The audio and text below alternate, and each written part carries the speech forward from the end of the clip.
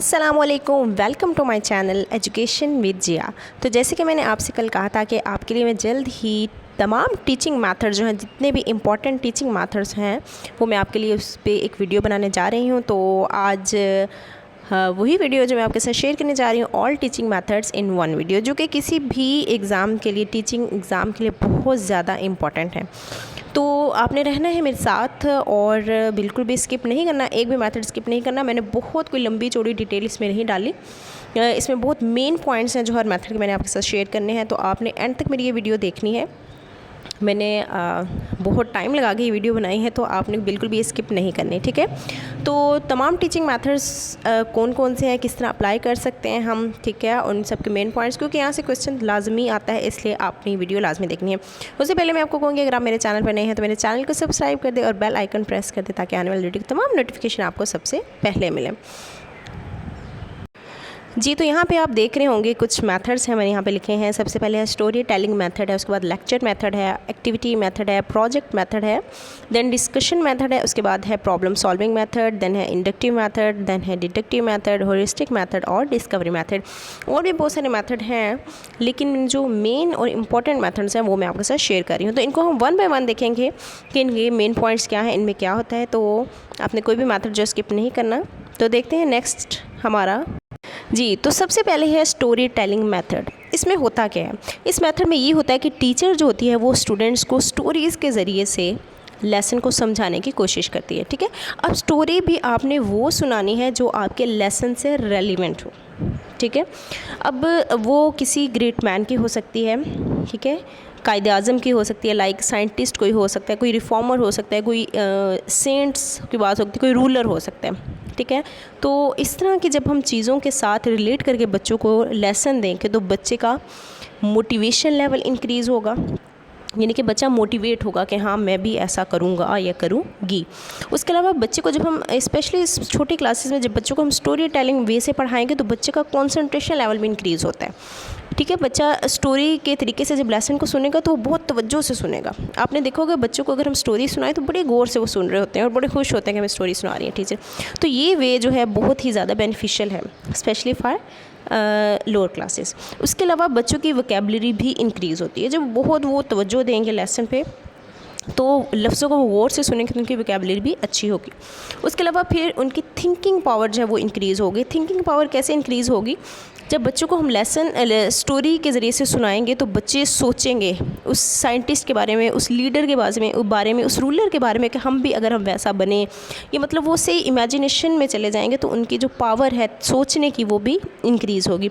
उसके अलावा interest of course इनका इंक्रीज़ होगा, ठीक है, उस लेसन में उनका इंटरेस्ट इंक्रीज़ होगा। जब वो स्टोरी के ज़रिए से उसको रिलेट करेंगे तो उस लेसन को अच्छे से याद करने की कोशिश करेंगे, ठीक है। तो ये स्टोरी टेलिंग मेथड जो है वो बहुत ज़्यादा बेनिफिशियल है, स्पेशली फॉर लोअर क्लासेस, बल्कि लोअर क्लासेस के साथ आप बड़ी क्लासेस को भी ये करवा सकते हैं मेथड। उसके बाद नेक्स्ट चलते हैं। जी, नेक्स्ट है लेक्चर मेथड। लेक्चर मेथड जो है इसको हम ट्रेडिशनल मेथड भी कहते हैं और ये सबसे ज़्यादा यूज़ होने वाला मेथड है ऑल क्लासेस के लिए, स्पेशली हाई क्लासेस के लिए तो बहुत ज़्यादा यूज़ होता है। यूनिवर्सिटी कॉलेजेस में तो ये मेथड बहुत ज़्यादा यूज़ होता है, क्योंकि इसमें क्या होता है, नंबर ऑफ़ स्टूडेंट्स जहाँ पे ज़्यादा हो वहाँ पे लेक्चर मेथड ही ज़्यादा बेनिफिशियल है, क्योंकि इसमें टाइम कम लगता है। और उसके अलावा इसको चाक एंड टाक मेथड भी कहते हैं, वो सबसे पुराना मेथड है। और उसके अलावा जैसे कि मैंने बताया कि जहाँ पे नंबर ऑफ़ स्टूडेंट्स जिनके स्ट्रेंथ ज़्यादा हो क्लास की, वहाँ पर ये बहुत ज़्यादा यूज़फुल है। उसके अलावा इसका फ़ायदा क्या है कि इसमें टीचर ने, ऑफ कोर्स टीचर एक्टिव होती हैं, इसमें स्टूडेंट्स सुन रहे होते हैं, तो लेसन जो है वो बगैर किसी इंटरप्शन के, इंटरफेरेंस के, स्टूडेंट्स की इंटरफेरेंस के, टीचर जो है उसको कम टाइम में लेसन को कंप्लीट कर लेती है, ठीक है। और उसके अलावा एक और चीज़, इसमें टीचर जो है वो एक्सपर्ट होती है नॉलेज में, क्योंकि उसी ने बोलना होता है टीचर ने, तो इसलिए वो एक्सपर्ट होती हैं, उसे कमांड होती है नॉलेज की जो उसने बच्चों को डिलीवर करना होता है। इसके काफ़ी डीमेरिट्स भी हैं, लेकिन यहाँ पे डीमेरिट्स की हम बात नहीं करेंगे, हम जस्ट यहाँ पे मेन पॉइंट्स डिस्कस कर रहे हैं कि लेक्चर मेथड का जो मेन पॉइंट्स हैं वो क्या हैं, ठीक है। और इसके बाद अगर हम देखें तो ये है कि लेक्चर मेथड को आप किस तरह से अच्छा बना सकते हैं। इसमें आप एग्जांपल दे सकते हैं लेक्चर के ज़रिए से, जिसमें बच्चों को डिफ़िकल्ट जो कॉन्सेप्ट्स हैं वो क्लियर हो जाएं, ठीक है। और इसमें टीचर का जो लेक्चर है वो लॉजिकल होना चाहिए, अट्रैक्टिव होना चाहिए, ताकि पूरा जो लेसन है वो बच्चों को थोड़े टाइम में जो है वो क्लियर हो जाए। और ये एक ऐसा मेथड है जिसमें आप लेसन को इंट्रोड्यूस करवा सकते हैं और कम अरसे में उसको कंप्लीट करवा सकते हैं। ठीक है जी। उसके बाद है डिस्कशन मेथड। डिस्कशन मेथड में क्या होता है कि इसमें टीचर जो है वो डिस्कस करती हैं, कोई मैटर डिस्कस करती हैं स्टूडेंट्स के साथ, अपने पीपल्स के साथ, और उसके बाद स्टूडेंट्स जो हैं फिर वो उसको सेम जो मैटर टीचर ने डिस्कस किया उसको आपस में डिस्कस करते हैं। ठीक है। इसमें अब क्या होता है कि बच्चे जो हैं वो ऑफ कोर्स एक दूसरे से जब बहस करेंगे, डिस्कस करेंगे, तो एक दूसरे को डोमिनेट भी करेंगे। ठीक है, डोमिनेट भी करेंगे, क्योंकि एक जो है वो उसको आंसर करने की कोशिश करेगा, आर्गूमेंट करेगा कि नहीं इसका आंसर ये हो सकता है, इसका ये आंसर हो सकता है। तो लॉजिकल आर्गूमेंट्स के ज़रिए से एक दूसरे को डोमिनेट करेंगे स्टूडेंट। जब एक दूसरे को डोमिनेट करेंगे तो क्रिटिसिज्म भी होगा ऑफ कोर्स। तो जब क्रिटिसिज्म होगा तो ज़ाहिर किसी बच्चे को चुप रहना पड़ेगा, किसी को बोलना पड़ेगा। तो इसमें टॉलरेंस का जो लेवल है वो भी डेवलप होता है डिस्कशन मेथड में। इसमें क्या होता है, टीचर एक ओपन एंडेड क्वेश्चन जो है वो प्रोवाइड कर देती है, बच्चों ने उसको डिस्कस करना होता है। ठीक है, उसका आंसर जो है फाइंड आउट करना होता है आपस में डिस्कशन के बाद। और उसमें क्या होता है, बच्चे की एक्सप्रेशन जो पावर है वो डेवलप होता है, क्योंकि इसमें डिस्कशन मेथड में हर बच्चा जो बोल रहा है, अपनी आर्गूमेंट दे रहा है, तो उसमें बच्चों का जो एक्सप्रेस करने की पावर है वो भी डेवलप होती है। उसके बाद है जी हरिस्टिक मेथड। हरिस्टिक मेथड में क्या होता है, इसमें स्टूडेंट्स जो उनसे होते हैं वो खुद से नॉलेज हासिल करते हैं। ठीक है, किसी भी फैक्ट को डिस्कवर करते हैं इस मेथड के ज़रिए से। और इसको स्टूडेंट्स इसको सबसे पहले तो आर्मस्ट्रॉन्ग जो है इसके एक्सपोनेंट है, ये आपने याद रखना है, ये क्वेश्चन आ जाता है। उसके अलावा एक और इंपॉर्टेंट क्वेश्चन जो यहाँ से आता है कि ये ट्रायल एंड एरर की थ्योरी पे बेस करते हैं ये हरिस्टिक मेथड। ट्रायल एंड एरर की थ्योरी आपने साइकोलॉजी में पढ़ा होगा कि थॉर्नडाइक ने जो ट्रायल एंड एरर की थ्योरी दी थी उस पर ये बेस करते हैं कि बच्चा बार बार इसमें किसी भी प्रॉब्लम को उसका सलूशन फाइंड आउट करने की कोशिश करेगा। एक दफ़ा गलत करेगा, दूसरी दफ़ा फिर गलती होगी, फिर एंड आपको सलूशन प्रॉब्लम का सलूशन मिल जाएगा। इसमें क्या होता है, टीचर गाइड करता है स्टूडेंट को कि आपने किस तरह से एक प्रॉब्लम की सिचुएशन को सलूशन को फाइंड आउट करना है। इसमें एक तो और चीज़ कि इसमें बच्चे का सेल्फ़ कॉन्फिडेंस भी इंक्रीज़ होता है, क्योंकि जब उसको प्रॉब्लम दी जाती है, उस प्रॉब्लम को जब वो मुख्तलिफ हर्डल से गुजर के सलूशन फाइंड आउट करता है तो उसमें कॉन्फिडेंस भी इंक्रीज़ होता है। अच्छा, अब यहाँ पे एक चीज़ हमने देखनी कि हरिस्टिक मेथड और डिस्कवरी मेथड दोनों एक दूसरे से किस तरह मुख्तलिफ हैं, क्योंकि ये दोनों थोड़े सेम हैं, तो इनमें माइनर डिफरेंस जो है वो मैं आपको बताती हूँ क्या है। प्रोजेक्ट मेथड और हरिस्टिक मेथड में फ़र्क क्या है। अच्छा, प्रोजेक्ट मेथड अभी खैर मैंने आपको पढ़ाया नहीं है, लेकिन हम ये देख लेते हैं कि प्रोजेक्ट मेथड में हमेशा ग्रुप वर्क होता है। ठीक है, जबकि हरिस्टिक मेथड में इंडिविजुअली स्टूडेंट्स जो हैं वो वर्क करते हैं। इसमें इंडिविजुअली जो है स्टूडेंट्स वो प्रॉब्लम्स को जो है देखते हैं, उसको सलूशन फाइंड आउट करते हैं। उसके अलावा प्रोजेक्ट में जो है प्रॉब्लम हमेशा रियल होती है। ठीक है, जबकि हरिस्टिक मेथड में जो प्रॉब्लम है वो इमेजिनरी भी हो सकती है। ठीक है, तो ये जो मेन दो चीज़ें हैं ये आपने याद रखनी है इन दोनों में। अगर नेक्स्ट देख लेते, अच्छा जी, नेक्स्ट है inductive method and deductive method. बहुत ही इंपॉर्टेंट और बहुत ही फेमस ये मेथड है। इंडक्टिव मेथड देख लेते हैं, आपको पिंक बॉक्स में नज़र आ रहा होगा, ये स्पेसिफिक टू जनरल होता है। ठीक है, स्पेसिफिक से लेके यानी एग्जाम्पल से हम लाज की तरफ, स्पेसिफिक से हम एग्जाम्पल से हम उसको जनरलाइज करते हैं स्पेसिफिक चीज़ों को। डाइवर्जेंट थिंकिंग होती है इसमें। ठीक है, डाइवर्जेंट थिंकिंग का मतलब क्या है इसमें, यानी कि इसमें हम मुख्तलिफ़ तरीक़ों से सोचते हैं। ठीक है, एक क्वेश्चन का आंसर मुख्तलिफ़ तरीक़ों से दे सकते हैं। उसके अलावा इसको साइंटिफिक मेथड भी काफ़ी दफ़ा इसको साइंटिफिक मेथड भी कहा जाता है।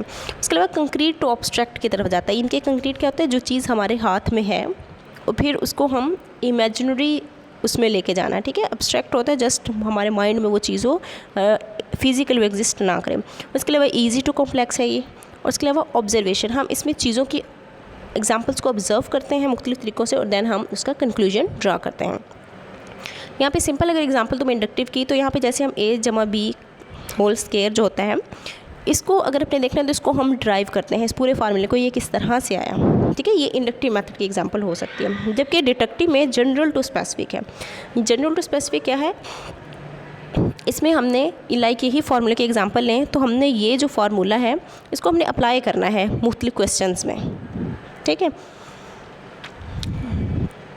अच्छा यहाँ पे अगर एक और एग्जांपल लें, चलो वो मैं आपको बताती हूँ। इसके अलावा अरिस्टोटल ने इन्वेंट किया था डिडक्टिव मेथड को, और ये कन्वर्जेंट थिंकिंग है। कन्वर्जेंट थिंकिंग में क्या है कि हम जस्ट एक ही आंसर प्रोवाइड कर सकते हैं किसी क्वेश्चन का, जबकि इंडक्टिव में क्या था, मुख्तलिफ क्वेश्चन एक क्वेश्चन का मुख्तलिफ आंसर प्रोवाइड कर सकते हैं।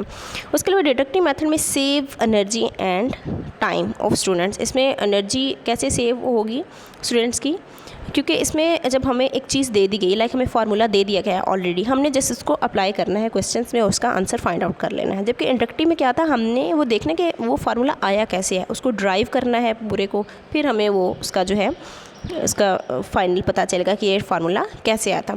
तो ये है इंडक्टिव मेथड और डिडक्टिव मेथड। नेक्स्ट चलते हैं, नेक्स्ट है डिस्कवरी मेथड। अच्छा, इसमें क्या होता है, स्टूडेंट जो है वो सॉल्यूशन को डिस्कवर करते हैं, फाइंड आउट करते हैं, और इसमें होता क्या है, इसमें पास्ट जो इवेंट होते हैं ये ज़्यादातर उसके लिए यूज़ होता है डिस्कवरी मेथड, और ये ज़्यादातर सोशल साइंसेज में यूज़ होता है। ठीक है, अब यहाँ पे थोड़ा सा हॉरिस्टिक मेथड डिस्कवरी मेथड में भी थोड़ा मिक्सअप हो जाता है। हॉरिस्टिक में हम साइंस सब्जेक्ट्स में फाइंड आउट करते हैं सोल्यूशन को, जबकि यहाँ में हम सोशल साइंसेज जो है उससे रिलेटेड हम प्रॉब्लम्स को फाइंड आउट करते हैं। इसमें भी हम फैक्ट्स, यूज़ फॉर फैक्ट्स और रिलेटेड टू सब्जेक्ट इसमें सोशल साइंसेज होंगे। ठीक है, अगर हम इसमें छोटी सी एग्जांपल लें तो जैसे है causes of Aurangzeb's failure in south India. अब ये देखिए सोशल साइंसेज, ये पास्ट की बात है कि साउथ इंडिया में औरंगज़ेब के फेल होने के क्या वजूहात थी, जबकि हॉरिस्टिक मेथड जो है वो प्रेजेंट से रिलेटेड है, ये पास्ट से रिलेटेड है। हॉरिस्टिक मेथड जो है वो प्रेजेंट से रिलेटेड है। उसमें अगर एग्जांपल लें तो हम ये देख सकते हैं कि कोरोना जो है वो क्यों बढ़ रहा है, उसकी क्या वजह है।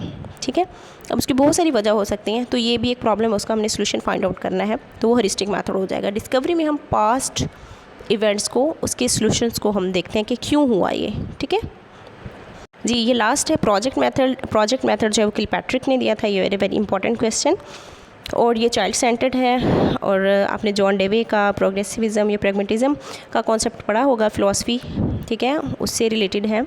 उन्होंने ही फर्दर जो है वो इसी से इंस्पायर होकर जो है प्रोजेक्ट मेथड पे फर्दर काम किया था। उसके अलावा स्टूडेंट जो है इसमें ग्रुप में ही वर्क करते हैं, और ये बहुत ज़्यादा बेनिफिशियल कह सकते हैं, सबसे बेस्ट मेथड इसको समझा जाता है। इसमें वर्क जो है वो स्टूडेंट्स को असाइन कर दिया जाता है, और इसमें जो बच्चे जो हैं ग्रुप में काम करते हैं, वो जो काम होगा वो स्टूडेंट्स के लिए, वो ऐसा काम असाइन किया जाता है जो स्टूडेंट्स के लिए तो बेनिफिशियल होता ही है, साथ साथ सोसाइटी के लिए भी बहुत ज़्यादा बेनिफिशियल होता है। ठीक है, तो ये तो था प्रोजेक्ट मेथड। आई थिंक सारे जो मेथड हैं वो कंप्लीट हो गए हैं। होप आपको ये तमाम मेथड जो है समझ आ गए होंगे। मैंने बहुत ज़्यादा डिटेल में आपको नहीं समझाया, जस्ट मेन पॉइंट्स आपको समझाए हैं। अगर वीडियो आपको पसंद आई है तो लाइक ज़रूर कीजिए, कमेंट सेक्शन में अपनी राय का इजहार ज़रूर कीजिएगा, और अगर चैनल सब्सक्राइब नहीं किया तो चैनल भी सब्सक्राइब कर दें। इसके साथ ही मैं आपको कहूँगी अपना बहुत ज़्यादा ख्याल रखिएगा। अल्लाह हाफिज़।